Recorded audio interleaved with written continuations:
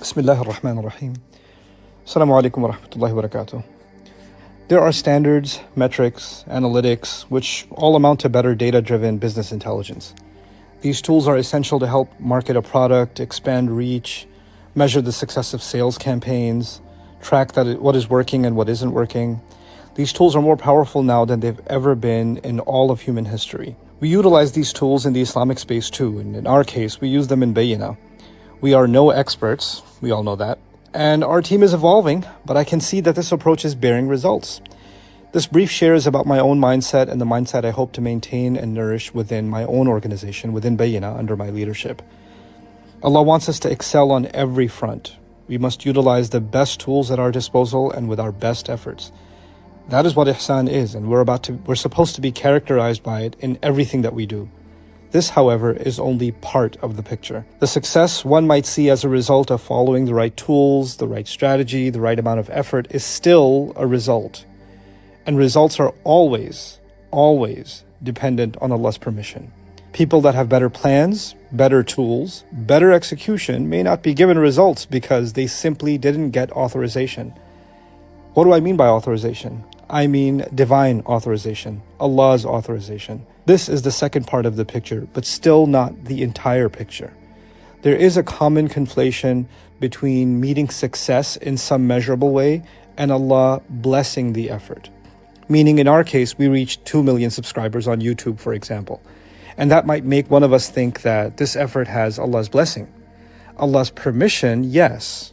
Allah's blessing, only He has the right to know. Allah can allow efforts that are worthless to Him to succeed.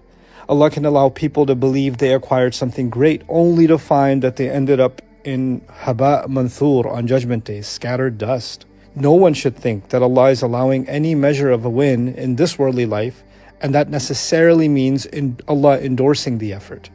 This is a third part of the picture, but still not the entire picture. The next part of this picture is hope, our hope. Results are in Allah's hands, but He grants them whenever He sees fit. The results won't be rewarded, but the sincere effort that was executed in the shade of His guidance will be. I say that again. The results will not be rewarded, but only the efforts that followed the shade of His guidance will be rewarded. Meeting any manner of success should immediately lead us to reacting with a plea to Allah to accept our imperfect efforts. And then there is the last part of the picture, at least in my mind. So finally consider this. Who gave us the ability to make the effort to begin with? And who alone multiplied that effort in ways we cannot calculate? One view of one video, for example, may have changed a heart that can go on to change an entire generation. That was in no way our doing, but Allah adding His mysterious kun, and history changed its course with His fayakun. And yet He rewards us, the utterly undeserving us, with His divine mechanism of sadaqah jariyah, of continuous charity. And with words of the Prophet like sallallahu alaihi wasallam, ad-dallu ala al-khayri kafa'ilihi, the one who points to something good is like the one doing it. Or yuda'if lakum wa yaghfir lakum in the Quran, that whatever loan you give to Allah, Allah would multiply it and He would forgive you on top of that. So there you have it, the final piece.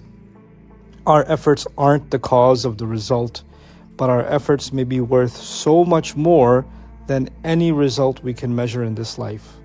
So we ask Allah to accept and multiply our efforts. Let's keep our eyes on the final prize, and let's be people who celebrate their efforts when they see some results in this life, but really hope to be the ones whose efforts are celebrated by Allah Himself in the next life. Inna hadha kana lakum jaza'an wa kana sa'yukum mashkura. Allah turning to His slaves and saying, this had been your effort, and your effort had always been appreciated. Jazakumullahu khairan. Assalamu alaikum wa rahmatullahi wa barakatuh.